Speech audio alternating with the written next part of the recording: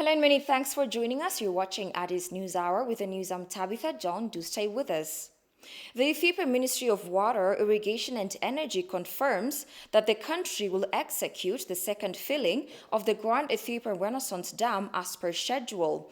The minister, Engineer Seleshi Bekele, on the symposium organized to mark the 10th year anniversary of the commencement of the dam said the filling of the dam will by no means be postponed. Meanwhile, Deputy Prime Minister Demek Amakonnen on the occasion asserted that finalizing the Grand Ethiopian Renaissance Dam is a matter of sovereignty. Emmanuel Durge tells us more.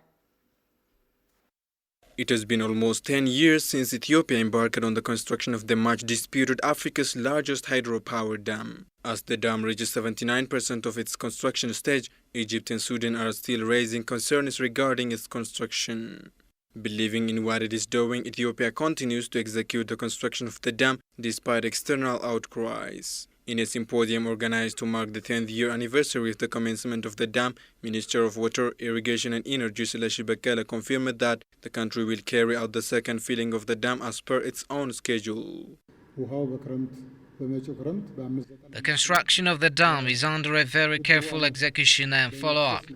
The construction stage by its nature demands the second filling of the dam by the coming rainy season. So there is no way that we will postpone the filling. It is technically impossible. Speaking on the occasion, Deputy Prime Minister Demek Amakonnen for his part asserted that completing the dam is a matter of protecting the country's sovereignty.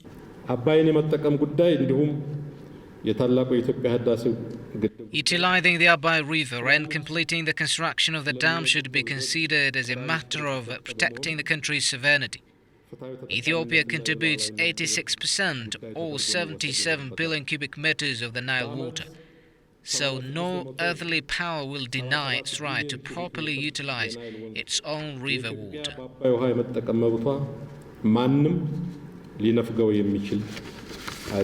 It is stated on the occasion that 79% of the overall construction of the $4.6 billion mega dam has been completed so far. The symposium's objective was to explore the current status of the dam and the ongoing trilateral negotiations between Ethiopia, Egypt and Sudan. The Ethiopian Ministry of Foreign Affairs said it has employed personnel to investigate the deaths of Ethiopian migrants in one of the detention centers in Yemen's capital, Sana'a. Kazahun Jani reports. In an exclusive interview with BBC English, Ethiopia's Foreign Affairs spokesperson and Public Diplomacy Director General Ambassador Dina Mufti confirmed that over 40 Ethiopian migrants who were stranded in Yemen's prison have lost their lives when fire broke out in one of the detention centers in the capital, Sana'a. The ambassador said it was very difficult to pull out the dead bodies of Ethiopian citizens from the blaze. There was an explosion. There was in the prison in Yemen, where Ethiopian nationals had been affected. There were deaths and serious injuries as well. I think with the cooperation of the Ethiopian communities there and fellow donors, it was very difficult to pull out the dead bodies out of Sana'a. And yesterday, I think those who passed away have been buried. Otherwise, from Aden, the coming Tuesday, Ethiopia is planning to evacuate 175 of them. And definitely with this series process of evacuations, definitely Ethiopians will get a relief. The government has deployed staff members of the Ethiopian embassy in Oman, as there was no Ethiopian embassy in Yemen, and is closely working to conduct an investigation into the tragic accident. Otherwise, from day one, after this incident, the Ethiopian embassy in Oman, as you know, we don't have an embassy in Sana'a. Our embassy in Oman, in Muscat, is the one which is taking care of the situation in Sana'a. Our embassy, under the leadership of the ministry, had been following up the situation there. That situation, that follow-up has continued to date. And all stranded Ethiopians, all affected Ethiopians definitely will get a relief very soon. Otherwise, the ones who passed away had been buried yesterday.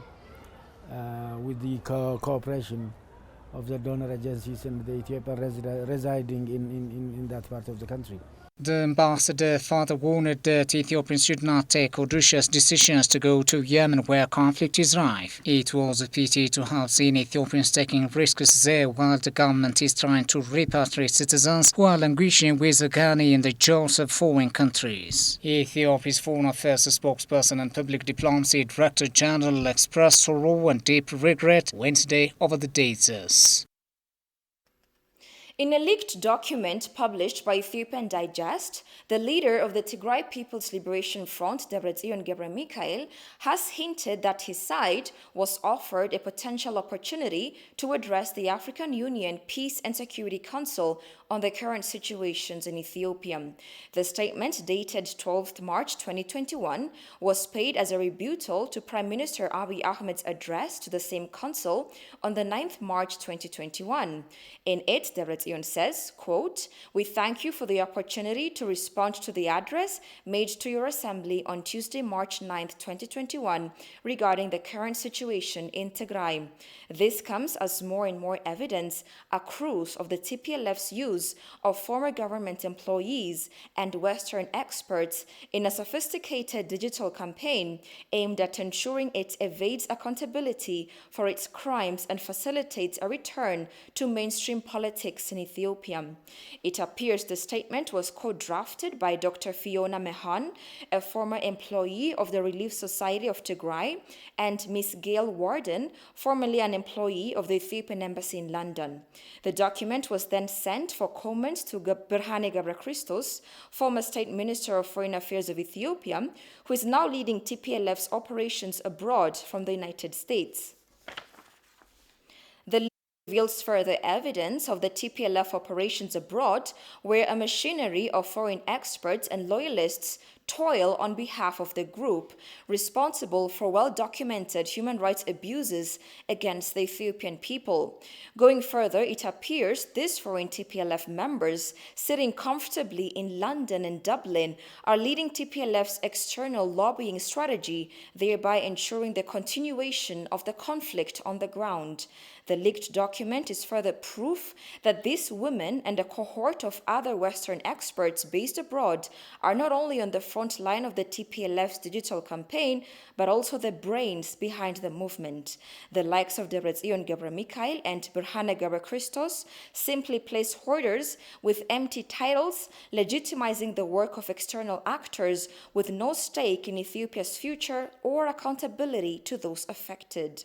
These leaks, in a time of Black Lives Matter, reveal the story of white saviors feasting on strategy in a distant land as pastime in their taxpayer-funded retirements.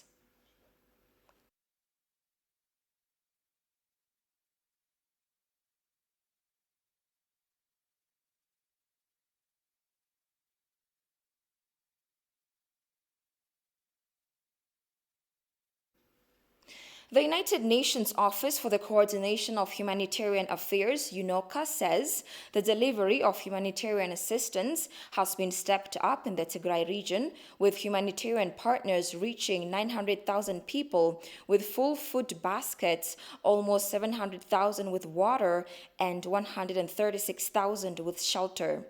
On Friday, the UN announced that humanitarian partners have started using a new email notification system to deploy international staff to Tigray, a change from the system they had when they had to seek permission.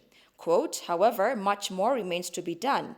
Humanitarians urgently needed an estimated of $400 million in additional funding to meet needs in Tigray, the full scope of which is still not yet clear," the statement indicates.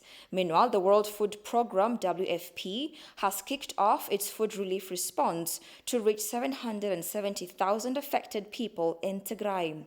Following Ethiopia's announcement for unfettered access to Tigray, there are now close to 30 international organizations operating in the region, as 70% of the need is met only by the Ethiopian government.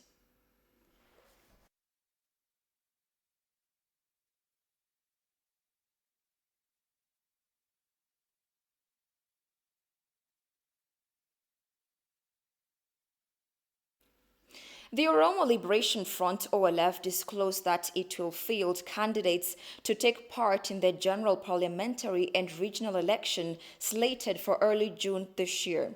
The party statement comes after the deadline for registration of candidates announced by the National Electoral Board has already expired. The statement was issued following a General Assembly held by a splinter group of the OLF led by Ararso Bikila and Kajala Merdasa. The OLF said it will field candidates in the state of Oromia, provided that the board allows it to do so. The board has not commented on the issue as of this moment.